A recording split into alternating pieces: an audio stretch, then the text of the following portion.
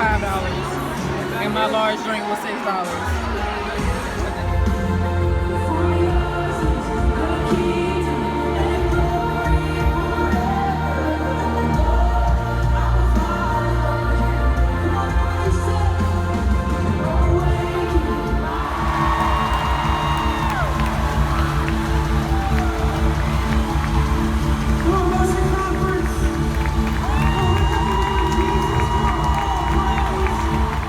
I have a task, I have a mission, I have a purpose every single day. So the truth about it is that this conference motion is shout of praise. Come on, somebody give God a shout of praise tonight. He wants to use you. God, I don't want my best.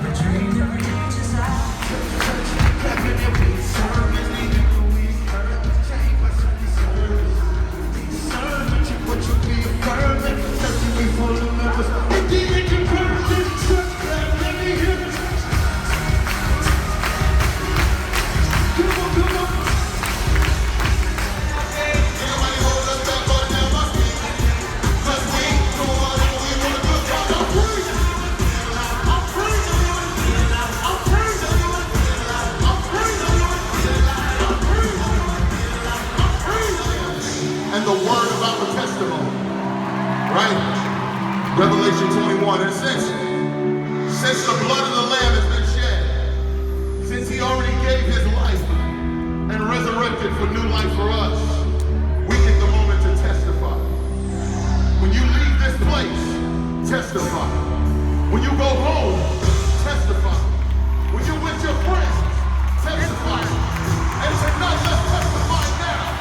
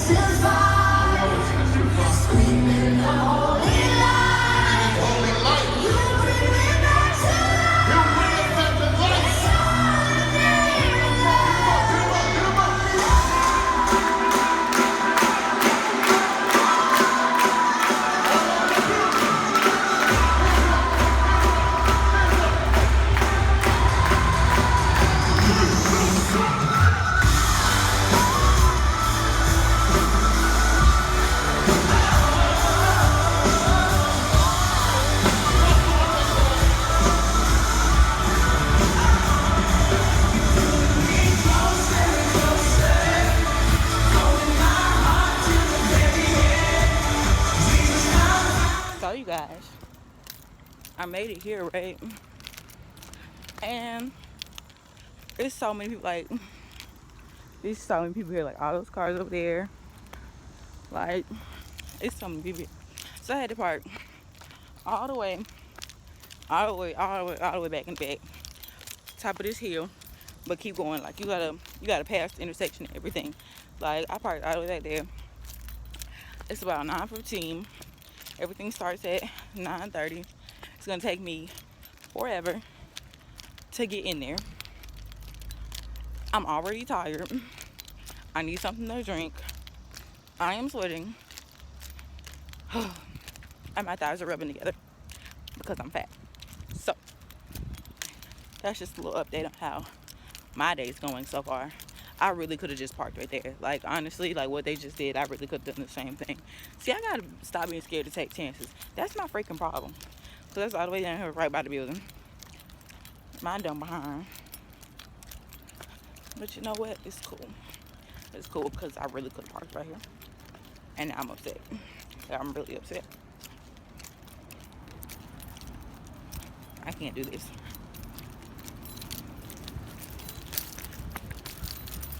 I really can't do this. But I'm gonna go through this parking deck. So yeah, I'll see y'all. So update, we just ate. Currently waiting for the next session to start. The food went good. The water good though.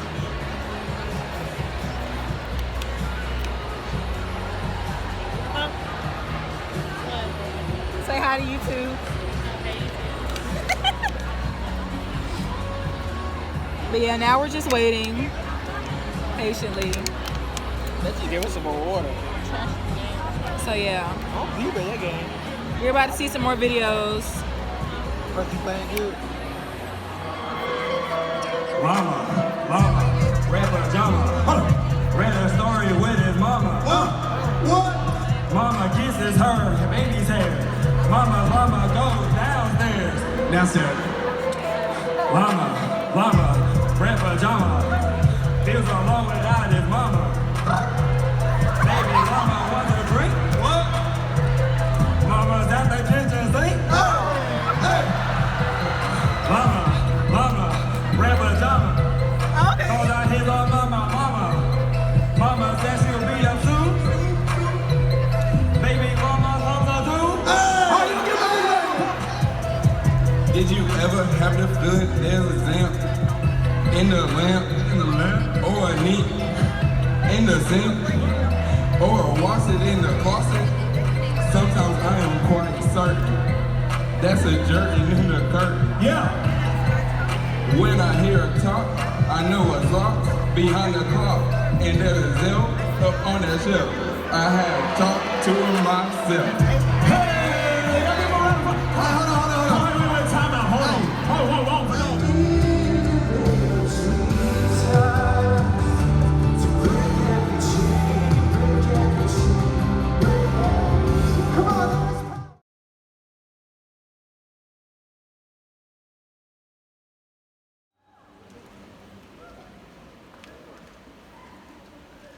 The other day, a young lady brown as the melanin in my daughter's eyes said behind the mic that she hated being a woman.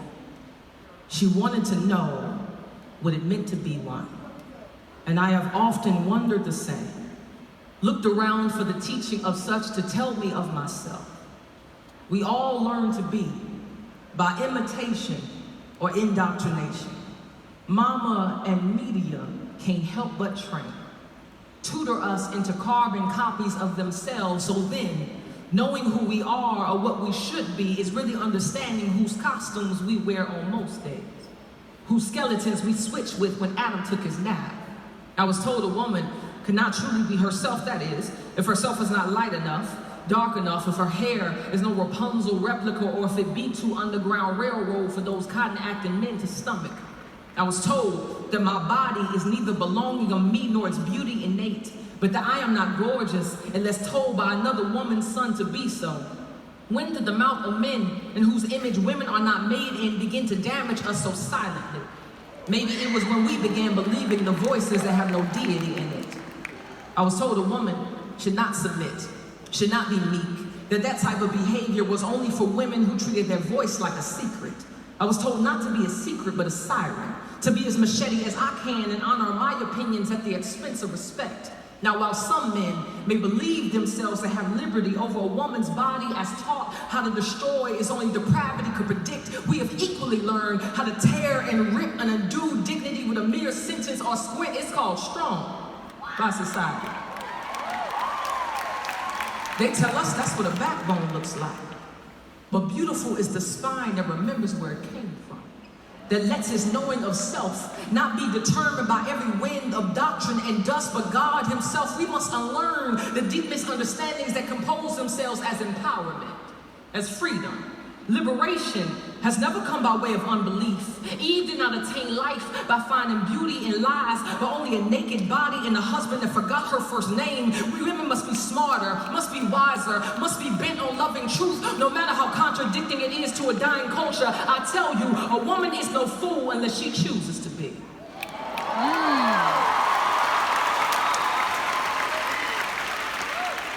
If you ask me, what is a woman?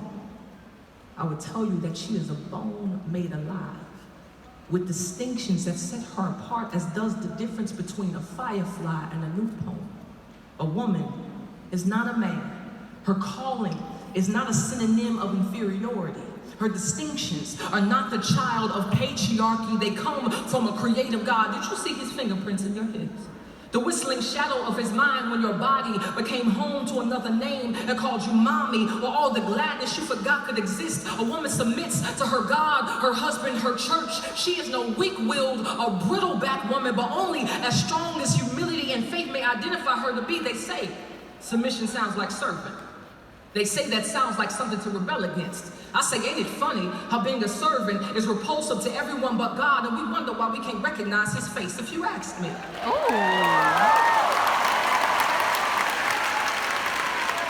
What is a woman?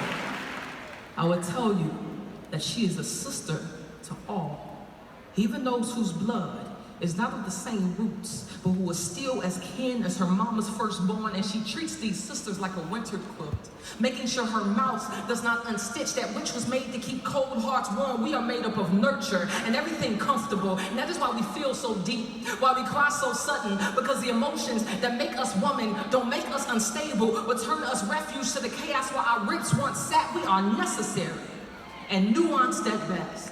But a woman should be nothing more or less than what God made her to be. Anything that defines our being, that does not shimmer and sing of Christ and his wisdom, is a definition destined for flames. If you asked me, what is a woman? I would simply tell you, ask the God who made her.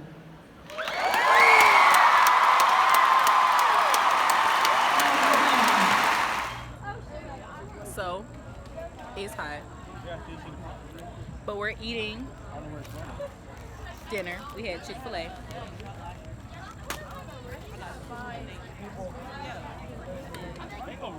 They don't know I'm recording them. I've been recording y'all for quite a while.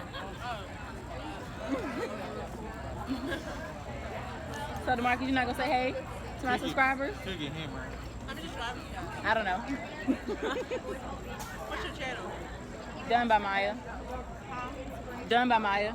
It's not a lot because I really just started. I got 300 subs. Like, I literally just started my YouTube channel, like, this month. I got 300 subs, bro. I make reaction videos. I want to see some free.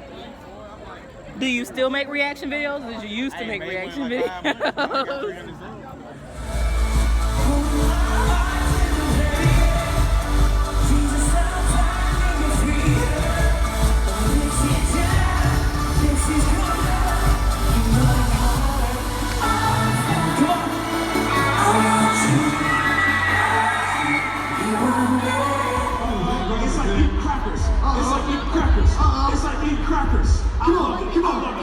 Who wants it?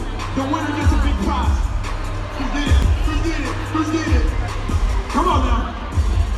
You gotta be hungry. You gotta be hungry. You got 10 seconds. Come on, 10 seconds. Come on. You got 10 seconds. Go.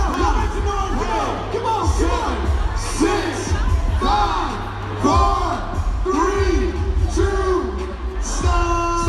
All right. Hold on, man. Where the chicken biscuit go? We good? Who's going? Good? Who's got it? Who's got it? Is it my man right here? You got one left? Uh-oh, I think How many did you? Oh, he only did one. Oh, bro, I think you say both of those. I think we got a winner. Y'all give him a round of applause. Hey, yo, make some noise. You are my everything, Jesus Christ. You are my Lord, in my big cry to know you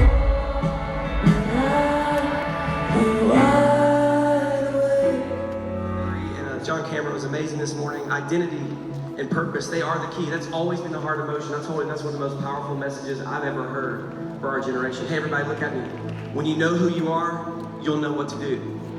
You're made in the image of God. When we discover that, everything flows from that. That's the heart of Motion.